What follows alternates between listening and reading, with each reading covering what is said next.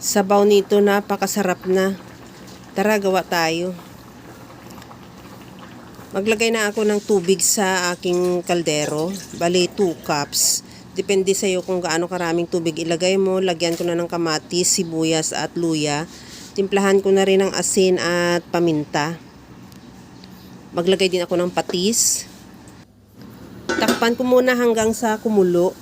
At ilagay ko na yung bangus. Bali 1 pirasong bangus na hiniwa ko lang ng pa-serving cut. Takpan ko ulit hanggang sa maluto lang din yung bangus. Ilagay ko na yung talong at okra. Isunod ko na rin yung stem ng kangkong. At takpan ko ulit hanggang sa maluto yung gulay at maglagay na ako ng hipon. Kunti lang yung hipon, mga 100 grams lang. At timplahan ko na rin ng pampaasim, tamarind powder.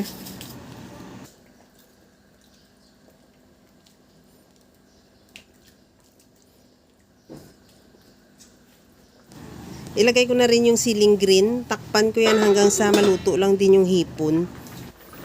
Ilagay ko na rin yung pinakadahon ng kangkong at ihalo ng padandahan lang para hindi madurog yung isda.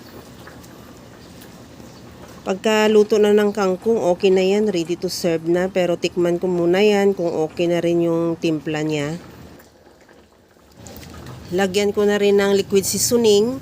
Kahit anong seasoning available sa iyo, pwede. Pwede naman yung patis lang or asin o kaya yung mga granule seasoning.